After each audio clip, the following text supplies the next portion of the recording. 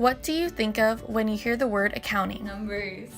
When I hear accounting, I think of a person sitting at the desk for 8 hours a day doing math. I think of someone who deals with finances and numbers. Numbers and math. As you just saw, most people assume that accounting deals mainly with numbers. Even when you search up accounting on Google Images, most of the pictures show a calculator and a paper filled with numbers. When I took an accounting class in my senior year of high school, majority of the worksheets we received dealt with calculating numbers. I don't recall doing any type of writing in that class. The only writing I remember were titles that we had to write for business and journal transactions, trial balances, general ledgers, and other important documents. From my experience, I too thought that in accounting, numbers were the most important factor. Considering all these assumptions, it led me to question, are numbers and plain formal language the best way to communicate while writing in the accounting discipline? Throughout my research, I discovered credible sources that prove that writing extends further than just using numbers and plain formal language to explain everything. The goal of writing is to communicate a message. In accounting, other than using numbers and plain formal language, you can also use visuals such as concept maps. John Simon, a senior lecturer in accounting, taught his students using PowerPoint notes. His lectures consisted of PowerPoints filled with words and numbers.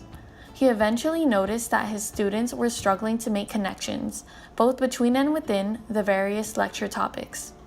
While trying to find another teaching aid to assist him in his lectures, he found the importance of concept maps. Concept maps are visual representations of a topic area. By using this tool, it shows an interconnectivity of ideas and is made clear. You can also use reflection papers to communicate your thoughts, experiences, and what you've learned. Accounting is not a subject that's touchy-feely, where one can write in a less formal way, such as a reflection paper. However, Andrea K. Guess, a professor of accounting at Stanford University, challenged that assumption. She did this by introducing reflection papers in her accounting course, because it becomes more than number-crunching homework assignments.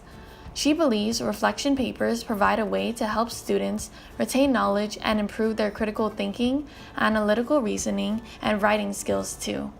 When she assigned a reflection paper to her students, the results showed that through reflective writing, the students had a deeper understanding of the concept of accounting. They understood the importance of knowing why in addition to knowing what. Lastly, you can also write narratives to give people a deeper understanding of the accounting language. For years, accounting communication was based primarily on numbers. Extensive written descriptions and explanations were not common in practice.